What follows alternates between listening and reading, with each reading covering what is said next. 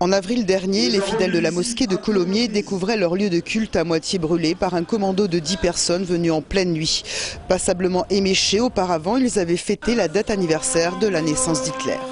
Mais l'acteur raciste, cela ne fait pas de doute, puisqu'il y a une revendication de l'autre côté, c'est-à-dire des accusés qui, d'une manière très précise, ont décidé de s'attaquer à ce qui me paraît très grave à une institution. Au nom de convictions, d'une haine de l'arabe et du musulman, clairement en tout cas énoncée par certains d'entre eux. Alors après que ce soit plus compliqué pour d'autres, notamment pour l'un d'entre eux qui est d'origine maghrébine et dont on se demande quels ont été les mobiles psychologiques.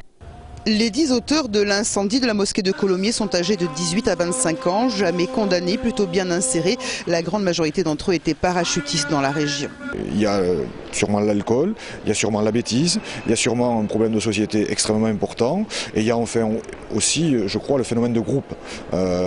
Ces jeunes individuellement sont, me semble-t-il, incapables de commettre les faits qui leur sont aujourd'hui reprochés.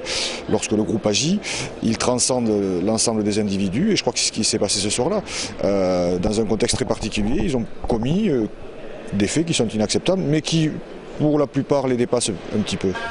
Les arrestations, un mois après l'incendie de la mosquée, avaient fait grand bruit car l'un des prévenus était sur les listes du Front National lors des municipales de Colomiers.